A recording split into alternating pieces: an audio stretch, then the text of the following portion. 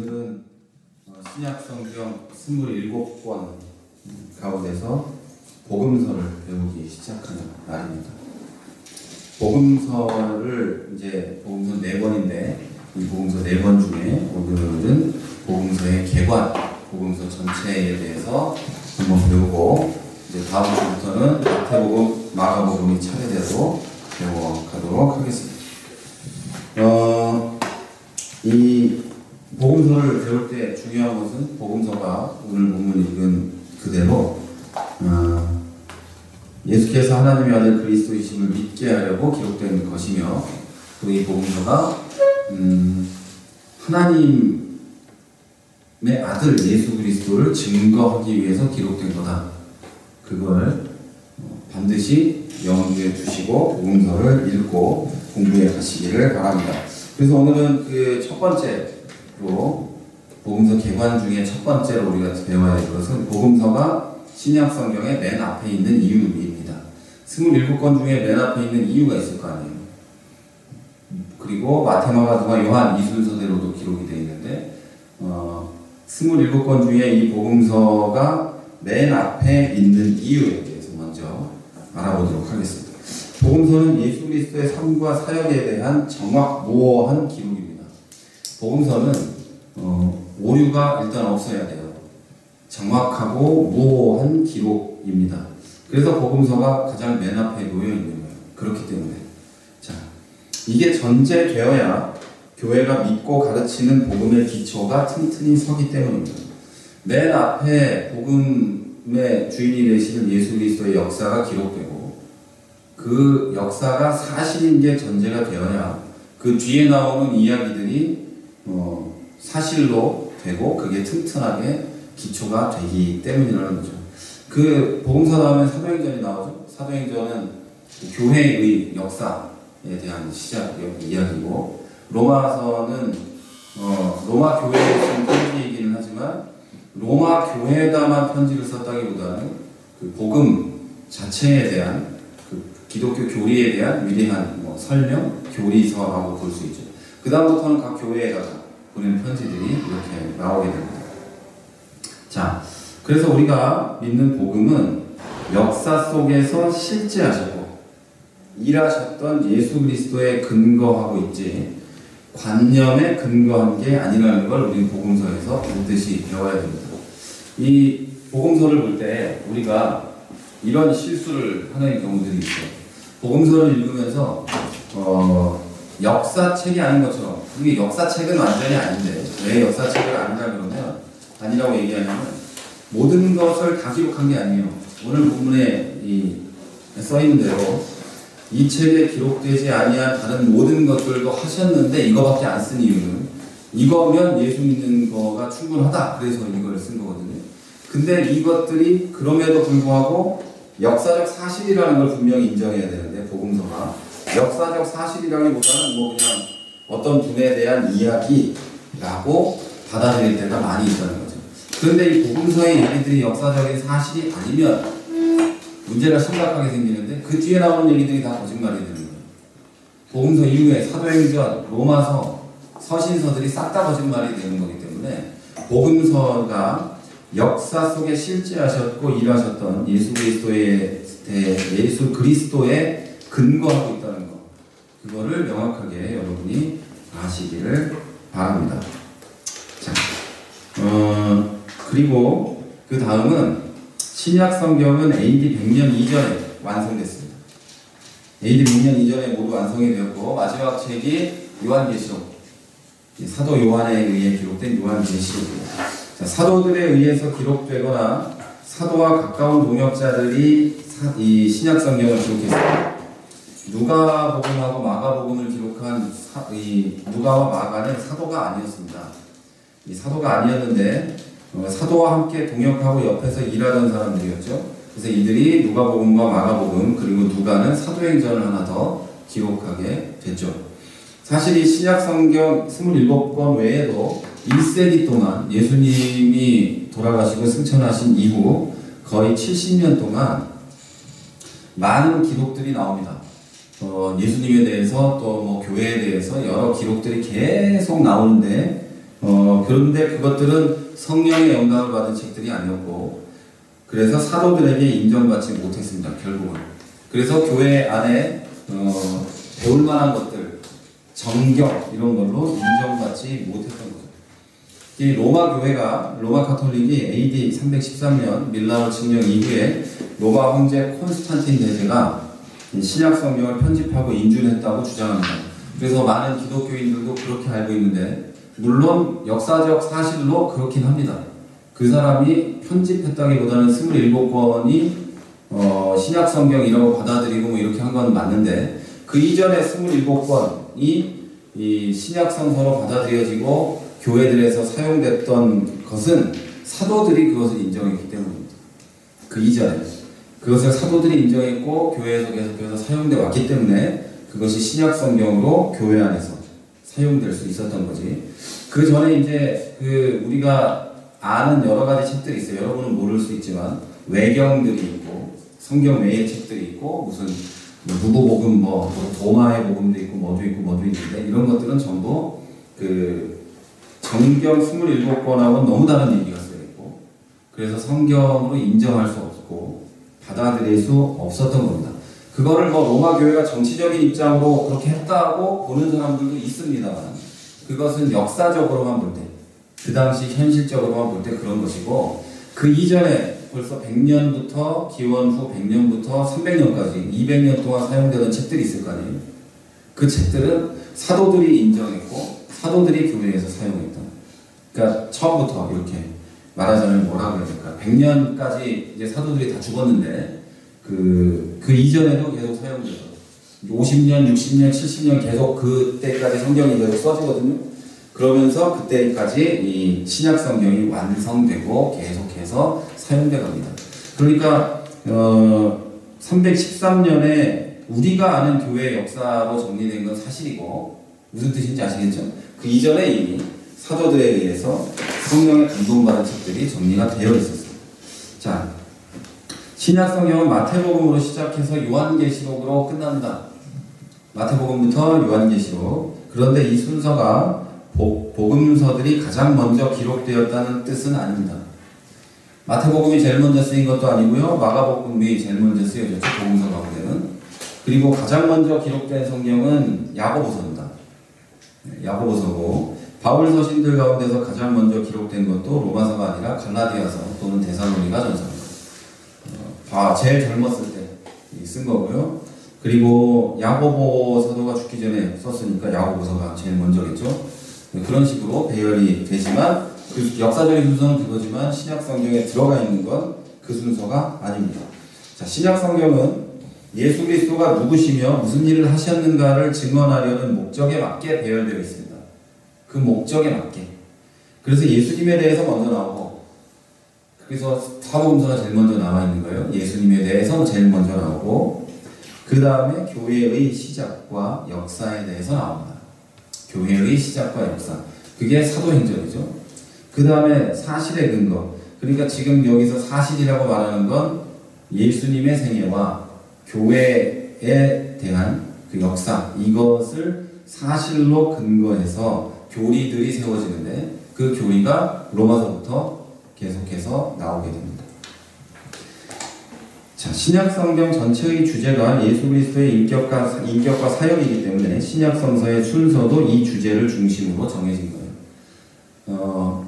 예수를 믿기에 합당한 순서대로 정해져서 쓰여져 왔다는 이야기입니다.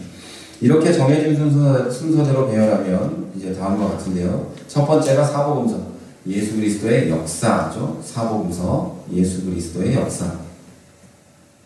자, 두 번째가 사도행전, 초대교회 확장의 역사. 사도행전은 초대교회 확장의 역사입니다. 그 다음에 로마서에서 데살로니가 전후서까지, 여기는 신약의 교회들에 보내는 서신입니다. 그래서 교회 서신이라고 하고, 고린도서하고 이 데살로니가서는 전후서로 되어 있죠. 고린도 전후서, 데살로니가 전후서 되어 있는데 여기는 두 개의 서신이 기록되어 있고요. 고린도 전후서 말고 한 권이 더 있었는데, 한 편지가, 그거는 사라져서 여기에 들어있지 않습니다. 그리고 일반적으로 전후서 있고 이런 거는요, 그 교회에 바울이 편지를 많이 썼다는 얘기고, 편지를 많이 썼다는 이유는 걔들이 말을 안 들었다는 뜻입니다. 속을 새겼다는 뜻이에요. 멀리서 쫓아가긴 그렇고, 쫓아가면 뭐 많이 다툼이 일어날 것 같고, 자기와뿐 아니라 교회가 다툼이 일어날 것 같고, 그래서 바울이 그냥 편지로 쓰고 했습니다. 자, 그 다음 디모데 전서와 디도서가 있는데요. 디모데와 디도는 사도 바울의 제자이며 또 영적 그 동역자이며 영적인 아들이며 뭐 그런 존재예요. 사도 바울의 목회를 뒤이어서 했던 사람들이고, 그래서 목회 서신입니다.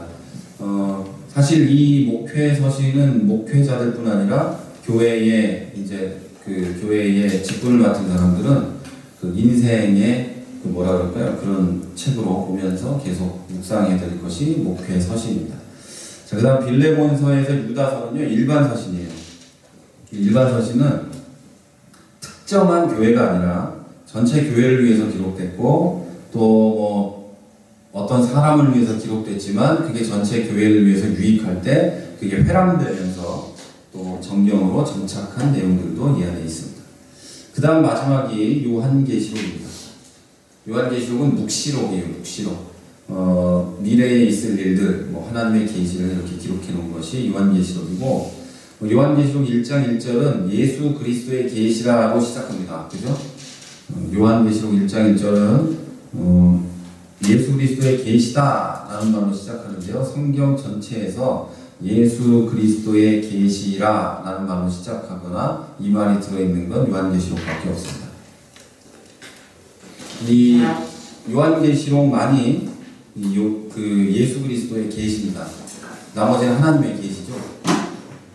요한계시록만 예수님께서 직접 사도 요한에게 계시를 하신 거예요.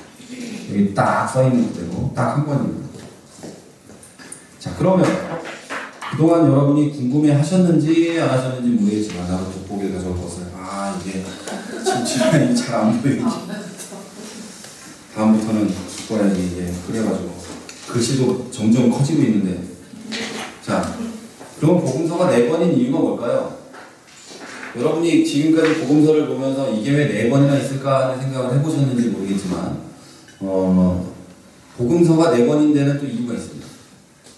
자, 어차피 똑같은 얘기가 기록됐어요. 어차피 같은 얘기예요. 복음서들은요, 4명의 저자가 각각의 구체적인 목적을 가지고 기록했습니다. 예수님의 본질과 사역에 대해서 각각 다른 측면을 증언하기 위해서 기록했고, 그 내용들은 모두 교회에 필요한 것들이었습니다. 그래서 각각의 목적을 가지고 또 물론 하나님의 계시를 받아서 그 목적을 이루기 위해서 기록한 거겠죠. 그래서 마태마가, 누가복음, 요한복음은 그 목적과 방향이 약간씩 다릅니다. 특별히 요한복음은 완전히 다르고. 그리고 이 증언들, 즉 예수 그리스도의 본질과 사역에 대해서 각각 다른 측면을 기록한 이 증언들은 뒤에 이어지는 사도행전을 비롯한 다른 책들에 나오는 진리의 근거가 됩니다. 신약 성경이 예수 그리스도에 대한 책이라고 한다면 그 근거는 복음서에만 있습니다. 그래서 복음서에 있는 근거를 가지고 뒤의 것들을 판단할 수밖에 없습니다. 예를 들어서 사도행전에 복음서에 없는 예수에 대한 얘기가 기록되어 있다면 그건 사실은 그 근거가 굉장히 미약한 겁니다. 그리고 그런 이유로 정경에서 27권에서 빠져있는 위경들, 외경들, 가짜 책들 이런 것들이 꽤 많이 있는 겁니다. 복음서에는 없는데 예수님이 뭘 했다는 이런 것들 있잖아요. 결혼을 했다거나 애가 있다거나 이런 거 있잖아요. 그런 걸 기록해 놓은 책들이 많아요. 그런데 복음서에는 없어. 그럼 그건 가짜죠. 이건 가짜인 거예요. 그 누가를 봤다는 거예요. 뭐 예수님이 결혼했고 자녀도 있고 어떤 사람은 프랑스로 가가지고 뭐 거기서 쭉 뭐 애를 낳고 살았고 프랑스에 뭐가 뭐고 이런다 별소리를 다 하는데 사실은 그런 책들이 너무 많아서 이 요즘의 사람들이 그걸 읽고 야, 결혼을 했대, 애가 있대, 그 애 자손이 뭐래 이런 얘기들도 하지만 성경의 요한복음 그 복음서에 없기 때문에 그런 책들은 인정받지 못하는 겁니다. 복음서의 그 조금이라도 그런 거에 대한 뭐라 그럴까요? 힌트? 뭐 이런 거라도 있으면 괜찮을 텐데 하나도 없어요. 그런 내용들이. 그러니까 그런 책들은 인정받을 수가 없는 거죠. 자, 그래서 여러분 복음서들은 본질적으로 변증적인 책입니다. 이 복음서는 변증적인 책인데 변증이라는 건 뭔가 변화하는 거잖아요. 뭔가를 변화하는 건데 교회가 믿고 가르치는 진리를 변화하기 위해서 기록된 것이 바로 변화하기 위해서 기록된 게 복음서입니다. 무슨 말이냐면 복음서 뒤에 나오는 그 교회에서 믿고 가르치는 진리들이 있죠. 복음서 뒤에 나오는 그런 얘기들을 변화하고 또 그것들에 대한 근거가 되기 위해서 기록된 게 복음서입니다. 자, 이 네 권의 복음서는 공관복음과 요한복음으로 나눌 수 있는데요. 공관복음은 마태, 마가, 누가복음 이 세 권을 말합니다. 마태, 마가, 누가 이 세 권이고 그 다음 다른 하나는 요한복음입니다. 공관복음이라는 이름에서 여러분 알 수 있듯이 앞에 세 복음서는 같은 관점에서 예수 그리스도를 바라봅니다. 요한복음은 다른 관점에서 바라봅니다. 자, 공관복음은 예수 그리스도의 인성에 초점을 맞춘다. 예수 그리스도의 인성, 예수님의 사람 되심에 초점을 맞춥니다. 그러나 거기에 예수님이 하나님이 아니다 이렇게 기록된 게 아니고 사람이시다는 말에 더 방점을 찍고 있다 이런 뜻입니다. 그리고 요한복음은 그리스도의 신성에 더 중점을 둡니다. 그리스도의 하나님 되심에 더 중점을 두고 있습니다. 그렇다고 사람이 아니라고 써 있는 건 아니고요. 자, 그래서 요한복음에는 탄생 기록이 없어요. 우리 요한복음 강의하면서 배웠듯이 탄생 기록도 없고 뭐 예수님의 인간적인 면에 대한 기록이 많이 들어있지 않습니다. 처음부터 영원 전부터 존재하신 말씀, 태초에 말씀이 계시니라 이 태초도 영원 전이라는 얘기를 제가 해드렸는데 그때부터 이미 계셨다. 하나님이시라는 뜻이에요. 예수님은 하나님이시다라고 선언하고 있습니다. 또 이 공관복음은 예수님의 사역지가 주로 갈릴리 지역입니다. 예수님의 사역지가 주로 예수님이 자라시고 뭐 태어나시고 활동하시는 그 말하자면 수도가 아닌 시골의 어느 동네 그런 데를 중심으로 하고 있다면 요한복음은 예루살렘이 중심입니다. 또 공관복음은 예수님의 삶과 사역의 전반부가 많이 들어있어요. 태어나면서부터 또 어린 시절이 약간 기록된 데도 있고 또 예수님이 성전에 어렸을 때 12살 때 갔다 온 것이 기록되는 데도 있고 또 뭐가 있을까요? 또 예수님이 처음 기적을 베푸는 가나의 혼인잔치도 이렇게 기록되어 있고 거기가 나사렛의 그런 동네죠.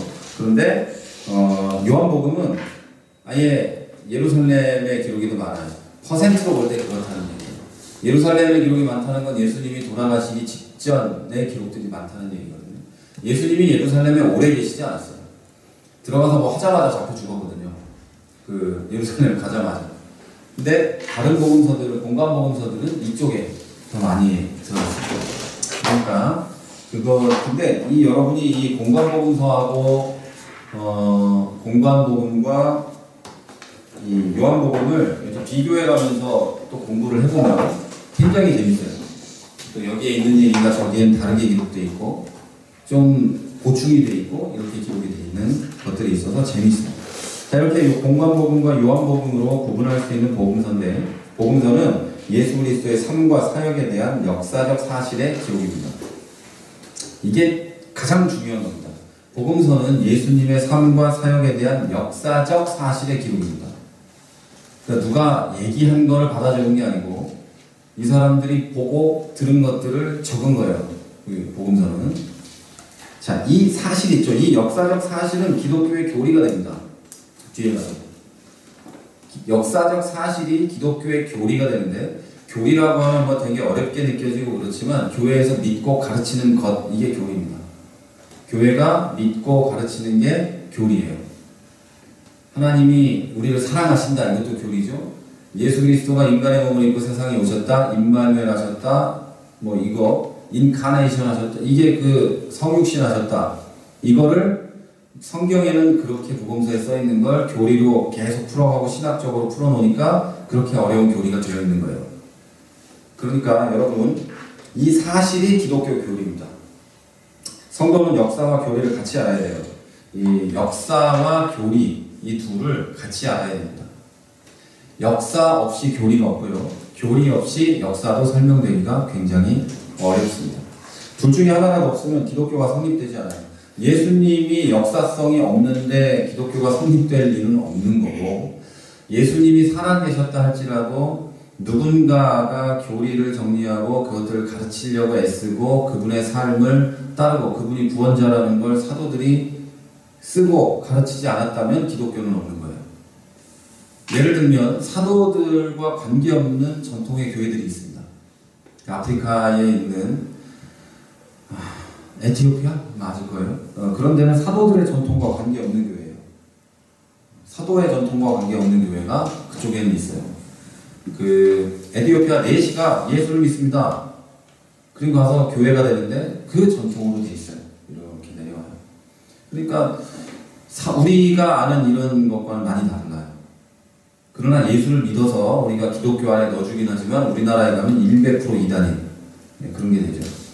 근데 말하자면 다시 얘기하자면 사도의 전통과는 아무 관계없는, 예수님의 제자와 아무 관계없는, 그러니까 자기가 예수 믿고 가서 전도해서 교회가 생긴, 근데 아무것도 자기가 듣고 보고 한 건 없으니까 교리적으로 너무 미약하고 빈약하고 자기가 뭘 해줄 수 없는, 그래서 교회가 완전히 우리가 아는 것과는 전혀 다르게 돼버려요. 이런 것들이 있다는 거죠.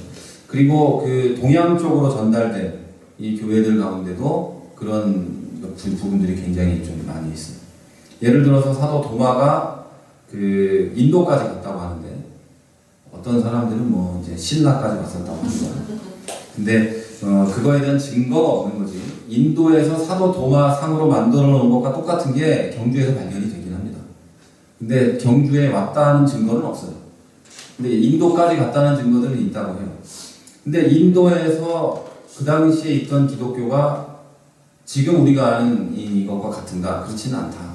왜냐하면 거기까지 다 전달되지는 못했다 이거죠. 그리고 중국에도 전달됐고요. 중국에도 이미 오래전에 전달이 됐고, 일본에는 이미 1500년, 400년경에 기독교가 전달이 돼 있었고, 거기는 이제 사도들의 전통이 있던 교회죠. 근데 이제 이미 타락해버린 로마 카톨릭이 들어간 거고, 거기에는. 일본에는. 그래서 여러분 아실지 모르겠지만 임진왜란 때 우리나라에 쳐들어온 장군들은 거의 로마 카톨릭 교인들이었습니다. 그리고 그들은 십자가를 들고 이렇게 우리나라를 정복했죠. 네. 사실이에요, 사실. 십자가가 그려진 이 돛대에다가 이렇게 이순신 장군이 때려잡았죠. 그러면 이순신 장군이 마귀가 됐냐고. 그런 얘기들도 있어요. 이거가 거중간에 이게 다 역사적 사실인데, 제가 이 얘기를 드리는 이유는 교리적인 전통이 그렇게 중요한 거예요. 사도적 전통, 교리적 전통이 흔들리지 않고 끝까지 내려오는 것, 성경 중심으로 얼마나 교회가 바르게 서 있는가, 이게 굉장히 중요하다는 얘기를 하는 겁니다. 성경 중심으로 안 서 있고 또 역사 중심으로 또는 뭐 우리가 깨닫고 느끼는 중심으로만 서 있으면 세월이 흐르면 변질돼요. 그 세월이 1, 2년일 수도 있고 10년일 수도 있고 순식간일 수도 있어요. 순식간에 변하는 거예요. 예수를 믿고 깨닫고 갔는데 가르침을 못 받을 때 그 사람은 순식간에, 예수는 믿는다고 자기는 늘 생각하지만 10년쯤 지나서 같이 얘기를 해보면 가르침을 못 받았기 때문에 다른 얘기를 하는 사람이 돼 있을 때가 있는 거죠. 그래서 우리가 상당히 즐겁게도 그리고 감사하게도 역사를 알 수 있고, 그리고 교리적으로도 완전한 것을 듣고 보고 배울 수 있는 것만 해도 큰 감사할 만한 일입니다. 이 기독교, 올바른 기독교가 성립되는 것에 크게 중요한 겁니다. 자, 그러면 본론으로 들어가서요. 이렇게 신약 성경은 기록된 순서대로 배열된 게 아니라 예수 그리스도가 누구시고 무슨 일을 하셨는가를 증언하고 변호하려는 목적으로 배열되었습니다. 이 가운데 복음서는 가장 앞에 놓여서 예수님의 삶과 사역의 역사성을 증거합니다. 복음서 4권은 저자의 관점에 따라 나눌 수 있는데, 앞에 3권은 예수님의 인성에 초점을 맞춘다는 점이 공통적이라서 공관복음으로 부르고, 요한복음은 그리스도의 신성에 초점을 맞추기 때문에 따로 떼어서 보고 있습니다. 그런데 이 4권은 모두 그리스도의 삶과 사역에 대한 역사적인 사실을 기록해 두었습니다. 이제 한 권씩 개관을 살펴보도록 할 텐데요. 첫째로 마태복음입니다. 마태복음은요, 왕이신 예수 그리스도를 강조합니다. 예수님이 왕이다, 이런 뜻이죠. 마태복음 1장 1절은 이렇게 시작됩니다. 아브라함과 다윗의 자손 예수 그리스도의 세계라. 그러면서 이제 예수님의 족보가 쭉 이어지죠. 족보라는 건요, 일반적으로 보면 아브라함과 이삭과 야곱의 자손 예수 그리스도의 세계라 이렇게 돼야 돼요.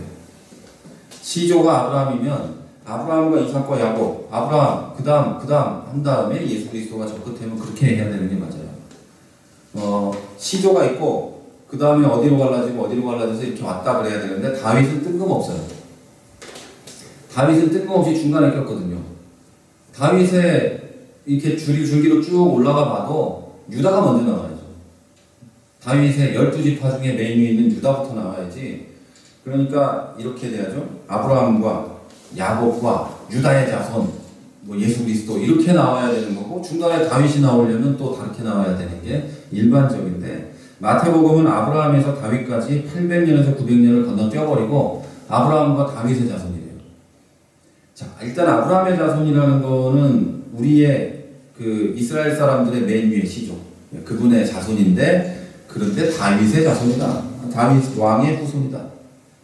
다윗 왕의 후손으로서 왕이라는 사실을 강조하기 위해서 이렇게 써있는 거예요. 예수님이 왕이라고. 자, 이어지는 계속되는 족보에도 예수님은 아브라함의 후손 중에서도 유다 지파와 다윗의 후손이라고 계속 이어집니다. 14대씩, 14대씩 쭉쭉 나눠서 이어지는데, 그게 아브라함의 자손이면서 왕의 자손이면서 유다 지파의 자손이라고 쭉쭉쭉 내려갑니다. 왕가에서 태어난 왕족이다, 이 얘기를 하고 싶은 겁니다. 왕족이다. 또한 마태복음은 예수 그리스도가 왕이시라는 사실부터 시작해서 왕이시다, 이 말로 끝납니다. 마태복음 28장 18절에는 하늘과 땅의 모든 권세를 내게 주셨으니 라고 되어 있어요. 하나님께서 예수 그리스도에게 하늘과 땅의 모든 권세를 주셨다, 이 말이에요. 그리고 예수님이 직접 선언하는 거죠. 하늘과 땅의 모든 권세를 내게 주셨으니, 이렇게 얘기하시는 거예요.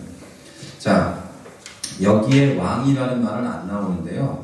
하늘과 땅의 모든 권세를 가지고 있는 존재는 왕밖에 없습니다. 그리고 그것도 가장 높은 통치자. 하늘과 땅에 있는 모든 권세를 가진 사람은 동네 구청장도 아닐 것이고, 시장도 아닐 것이고, 우리나라 대통령도 아니고 트럼프도 아니고, 딱 한 분, 온 세상의 주인이신 예수 그리스도 한 분을 말하는 겁니다. 자, 이렇게 왕이신 예수님을 강조하기 때문에 마태복음은 왕의 나라, 왕국이라는 단어가 자주 사용됩니다. 왕국, 킹덤이죠, 킹덤. 이게 50회. 천국, 킹덤 of heaven이죠, heaven. 이거는 32번 사용되고 있습니다. 이 왕국이라는 단어는 오직 마태복음에만 사용됩니다. 특별히 그 킹덤 오브 헤븐은 이 마태복음에만 사용되고요. 다른 복음서에는 하나님의 나라 킹덤 오브 갓이라고 되어 있습니다. 그러니까 마태복음은 특별히 뭔가 원하는 게 있어서 이 단어를 쓴 거예요. 하지만 하나님의 나라와 천국은 또 세대주의 종말론자들은 다르다고 얘기하는데 그것까지 설명할 필요는 없고요. 하나님의 나라와 천국은 본질상 같습니다. 이 킹덤 오브 헤븐은 우리가 지금 평소에 말하는 그 천국을 말하는 거고요. 여기 킹덤 오브 갓은 하나님의 나라를 말할 때 말하는 거거든요. 자, 그렇다고 해서 이게 다른 뜻이 절대 아니고요. 본질상 같고요. 하나님께서 다스리시는 나라를 뜻합니다. 그렇다고 해서 단어만 다른 것도 아니라 이 강조점은 좀 차이가 있어요.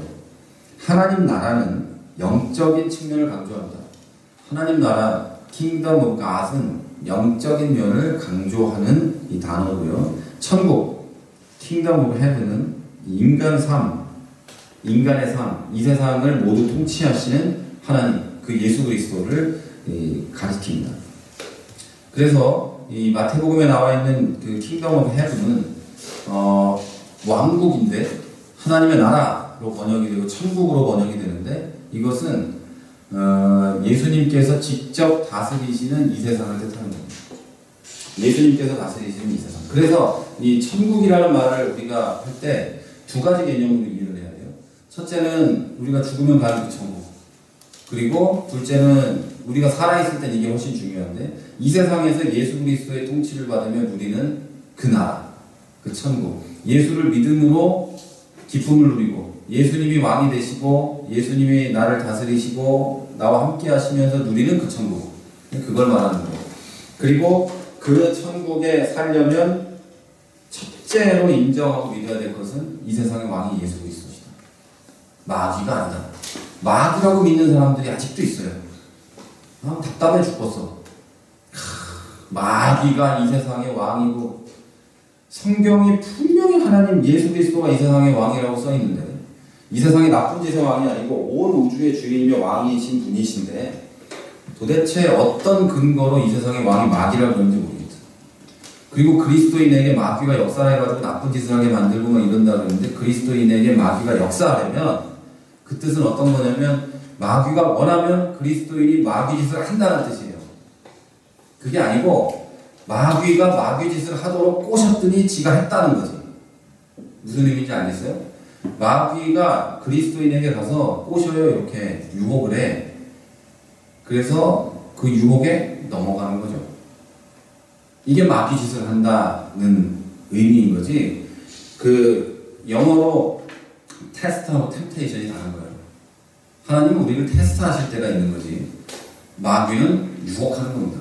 그래서 거기에 넘어가고 거기에 쓰러지는 건 나지. 마귀가 나를 넘어뜨리는 게 아니에요.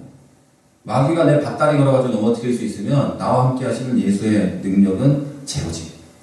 예수님은 날 안 지켜주는 거잖아요. 그럼 마귀가 밭다리 걸 때까지 기다리시게. 그리고 밭다리 걸어서 넘어지고 우니까 일으켜주고 그런 분이 아니고 예수님이 함께 하시고 있지만 나의 자유로운 의지로 마귀를 따라간다. 이거예요. 그러나 예수님은 그런 우리임에도 불구하고 끝까지 붙잡고 인도해 가신다. 이게 성경이 얘기하고 있는 겁니다. 그리고 이 세상이 뭐 하나님이 다스리시면 이럴 수가 없다 그러는데 하나님이 안 다스렸으면 이럴 리도 없어요. 그리고 뭐 이렇게 사랑이 없고 어쩌고저쩌고 그러는데 하나님이 사랑이 아니시면 우리는 사랑을 못했을 거예요. 그러니까 이런 개념들을 이해를 하시기를 바랍니다. 그게 하나님이 예수 그리스도가 왕이시라는 뜻이에요. 그렇지 예수님이 왕이 아니시고 예수님과 마귀가 아직도 싸우고 있다면 우리는 분명히 제가 장담은 못하겠지만 저 같으면 교회를 안 다니고 있을 거예요. 예수님이 안 끌어갔으면 목사도 안 했을 거고요. 교회도 안 다녔을 거예요. 마귀의 욕은 훨씬 달콤하거든요. 마귀의 욕은 우리가 견디지 못할 만큼 달콤하거든요. 여기다 마귀의 유혹을 이기고 오신 거 아닙니까 오늘? 사탄의 유혹에 못 이겨서 지금 노는 애들도 있는 거죠. 그래서 다 그런 거거든요. 사탄의 유혹을 이기고 여기 와 있는 거고 사탄의 유혹에 넘어가서 어디선가 누워 있는 거고 이런 거예요. 사탄의 유혹이 여러분 대단할 것 같죠? 나쁜 짓 시키고 막 그럴 것 같은데 절대 그렇지 않아요. 우리 속담하고 똑같아요. 바늘도둑이 소도둑 되는 거랑 똑같습니다. 사탄의 유혹은 그렇게 조금씩 다가가요. 모든 마약의 시작이 대마초인 거랑 똑같은 거예요. 사실 대마는 그 사람들 얘기로는 담배보다 중독성이 적대요. 근데 그 마약을 하면 다른 걸 하고 싶어진대요. 그래서 중독돼서 마약 중독자가 되는 거예요. 그러니까 여러분 그 죄, 마귀를 쫓아가는 건 아주 작은 것부터 시작됩니다. 여러분 거기에 넘어가지 말고 하나님 예수 그리스도가 왕 되신 그 나라 천국에 살아가시기를 바랍니다. 자, 이 세상을 영적으로도 인간의 삶으로도 예수 그리스도가 통치하십니다. 절대 마귀가 아닙니다. 이 사실을 반드시 기억하시기를 바랍니다. 자, 이게 마태복음의 강조점이고요. 그 다음이 마가복음인데 마가복음은 종이신 예수 그리스도를 강조합니다. 종으로 오신, 노예로 오신 예수 그리스도를 강조하는 거죠. 자, 종이라 그러면 굉장히 거룩해 보이는데 노예라 그러니까 불경스러워 들리네요. 종, 똑같은 말입니다. 마가복음은 예수 그리스도가 종이심을 강조하면서 동시에 예수 그리스도의 선지자 직분을 강조합니다. 선지자와 종은 일맥상통합니다. 선지자도 자기 마음대로 못해야죠. 하나님 주신 말씀을 그대로 전해야 되죠. 선지자도. 종도 주인 마음대로 해야 되지 자기 마음대로 못하죠. 종과 선지자는 자기 뜻이 없습니다. 예수 그리스도도 그랬다라는 걸 이야기합니다. 자, 마가복음은 처음부터 마지막 선지자 침례 요한이 예수님의 길을 예비할 것이라는 선지자 이사야의 글로 시작합니다.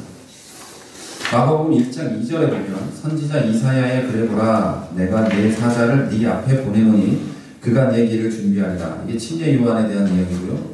그리고 1장 14절에 가면 마지막 선지자 14절에 가면 마지막 선지자 침례 요한의 사역이 끝나버립니다.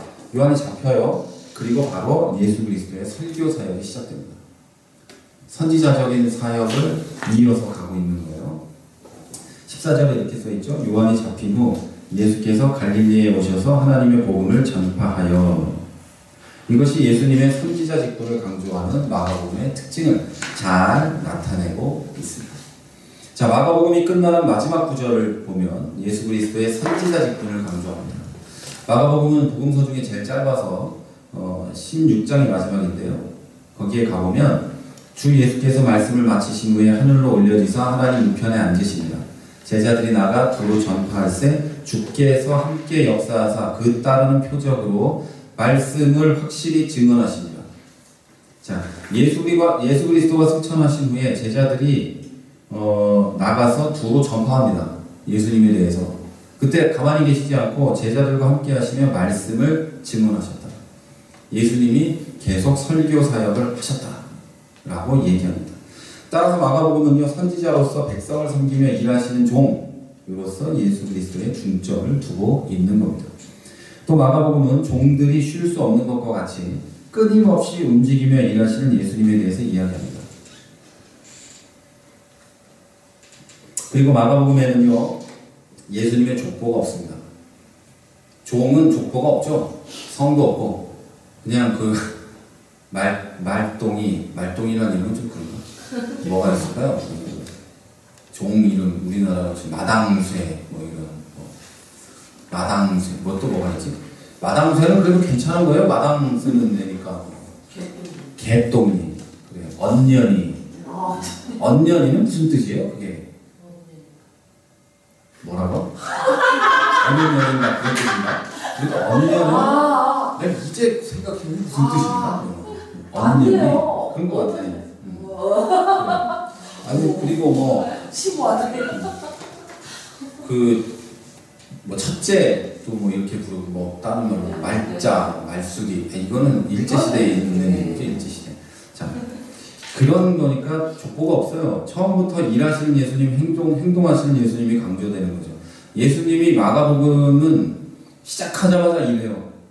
시작하자마자 그냥 바로 그냥 사도가 아니라 침례 요한 죽자마자 바로 이어서 나가 설교하십니다. 자, 예수님은 처음부터 끝까지 일하시는데요. 목수로 일하시다가 예수님 가업이 목수였으니까요.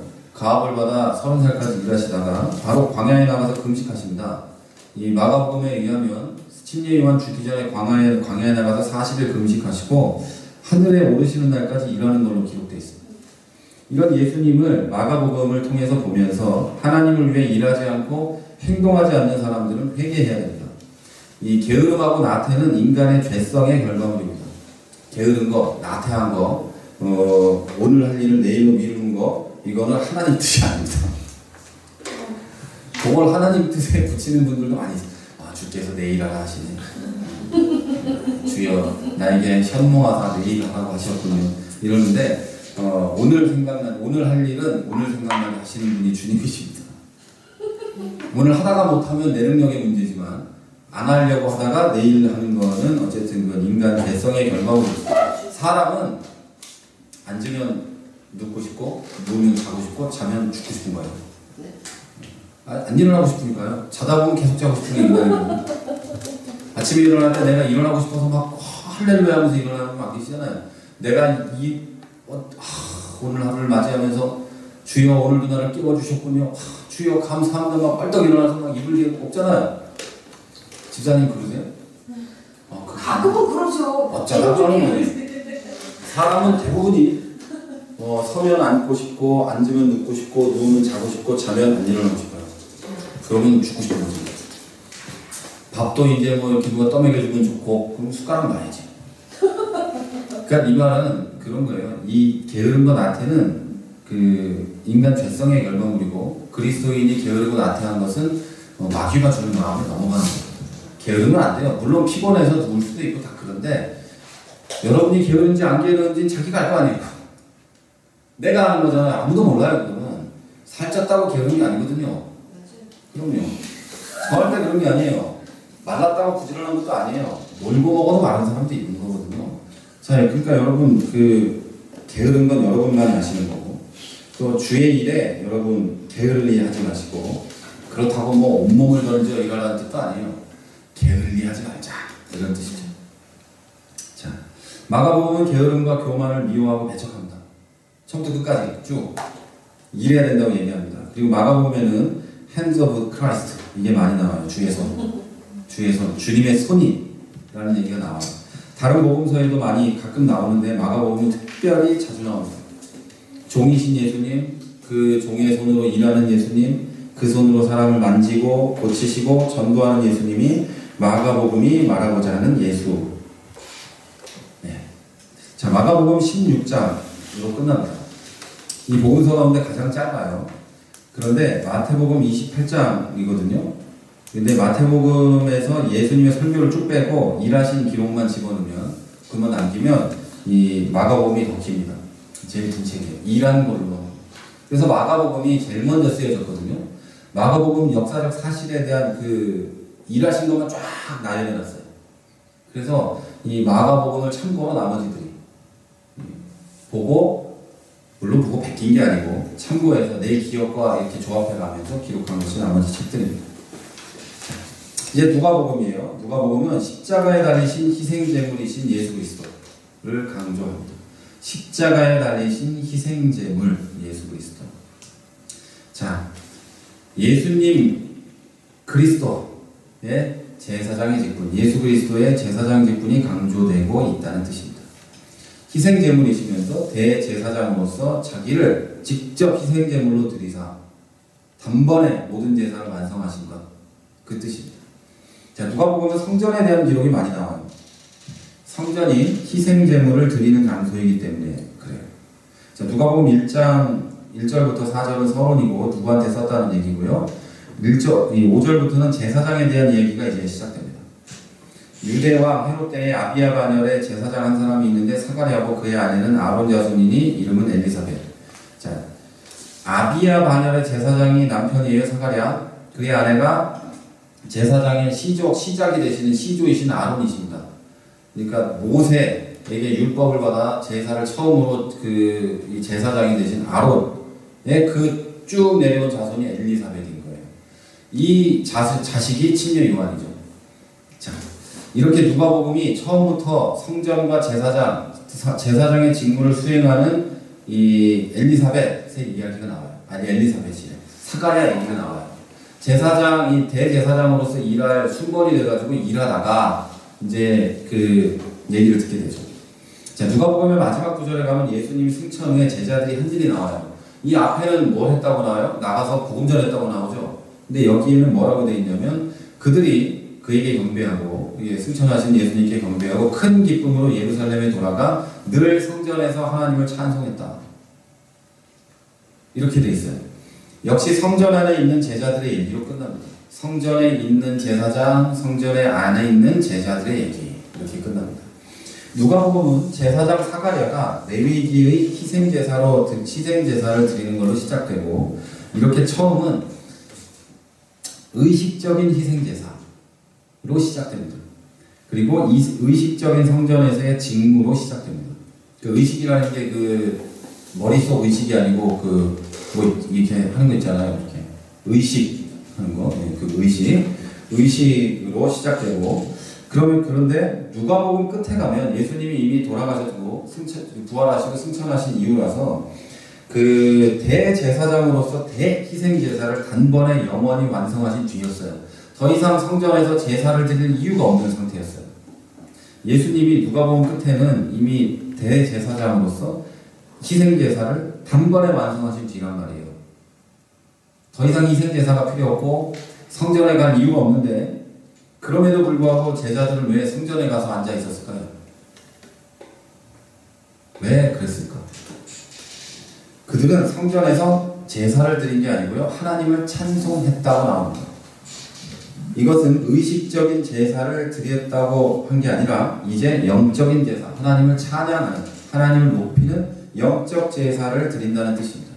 이 의식적인 제사와 영적 제사가 다른 것은 이 영적 제사의 개념에는 여러 가지가 있지만 일단 이 의식적인 제사는 나의 죄를 사하기 위해 또는 뭔가 기도하기 위해 짐승을 잡는 겁니다. 또는 그 곡식을 태우거나 여러 가지를 하는데요. 그 의식을 통해서 이런 말은 좀 그렇습니다만 하나님이 미리 약속해 놓으신 것을 받는 겁니다. 그러니까 이 구약 성경의 제사를 설명하면서 약속해 놓으신 것들을 내가 의식으로 행하면서 받는 겁니다.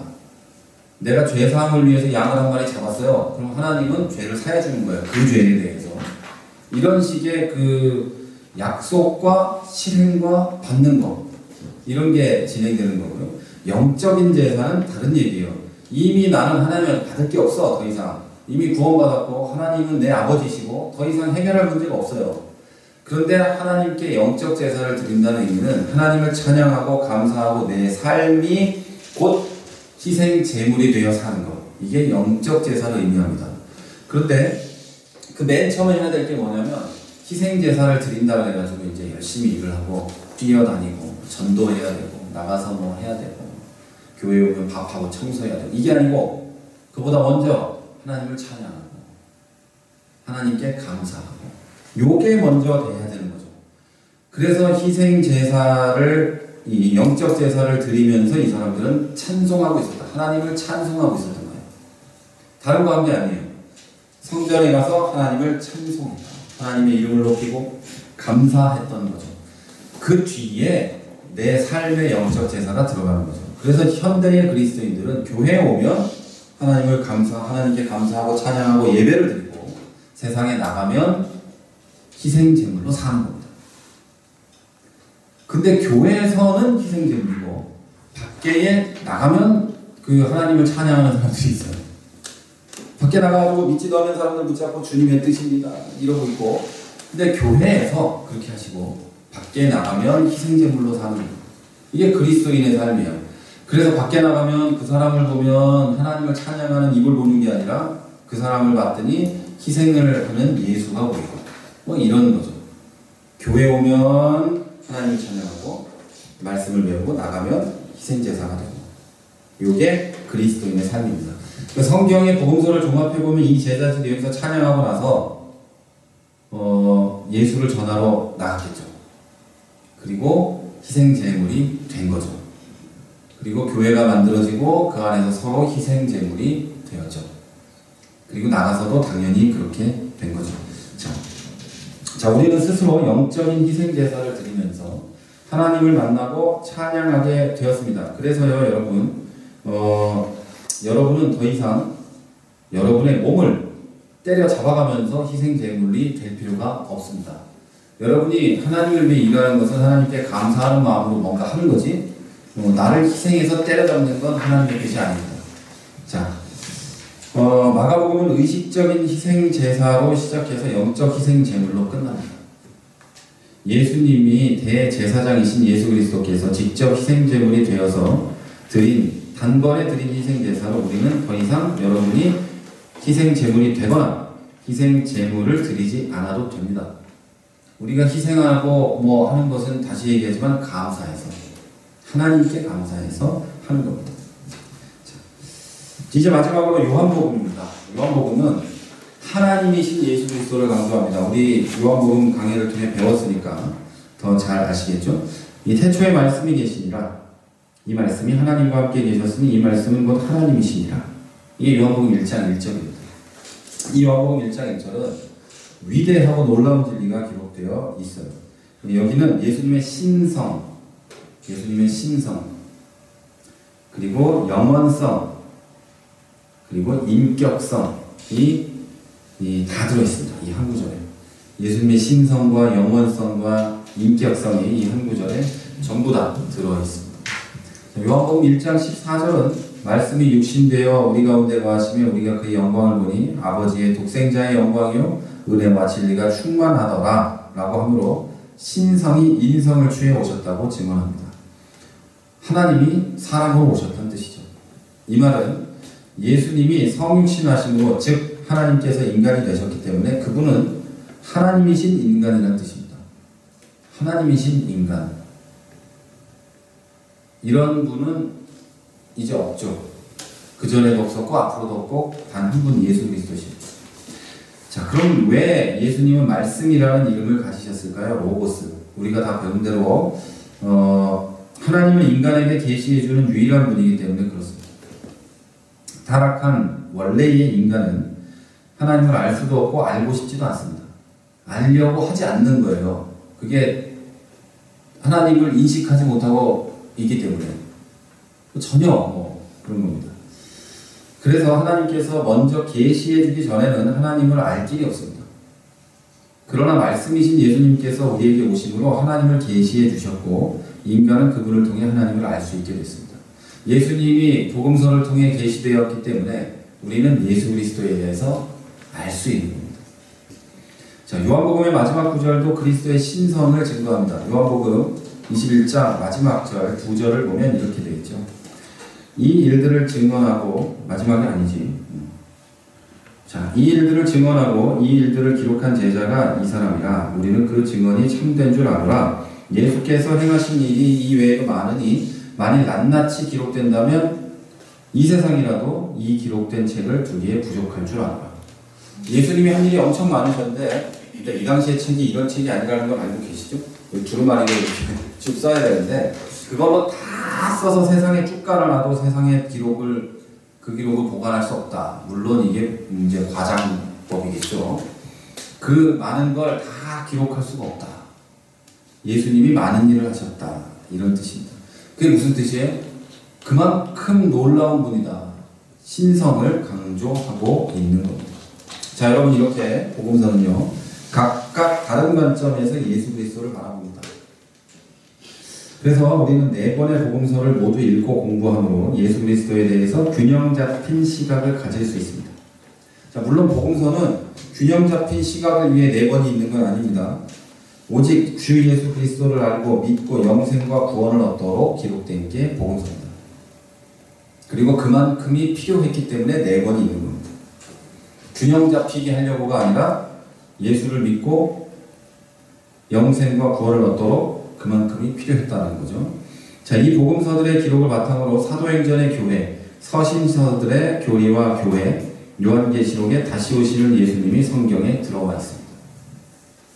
자, 복음서에 예수님이 다시 오겠다는 얘기가 없으면 요한계시록에 다시 오시는 예수님이 거짓말인 거예요. 이게 무슨 말인지 아시겠죠? 예수님이 그런 말을 한 적이 없는데 예수님이 다시 온다는 기록이 복음서에 없는데 뒤에 있으면 거짓말이에요. 그리고 예수님이 부활하셨다는 얘기가 없는데 서신서에 예수님의 부활에 대해서 얘기하고 있으면 거짓말이에요. 무슨 뜻인지 아시겠죠? 예수님의 역사성이 뒷받침되어야 그 다음에 기록된 것들이 쭉 뒷받침될 수 있다. 그게 나올 수 있다는 이야기입니다.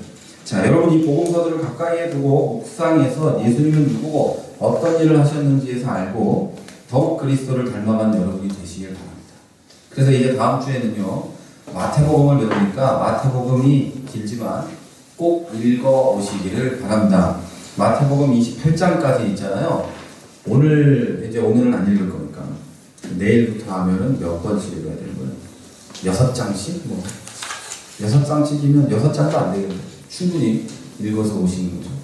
여러분이 6장이 있는데 한 10분, 15분 이 정도면 읽을 테니까 하루에 그만큼씩이라도 읽어서 다음 주에 오시면 마태복음을 배우는데 큰 도움이 될 거라고 믿습니다. 질문 없으시죠?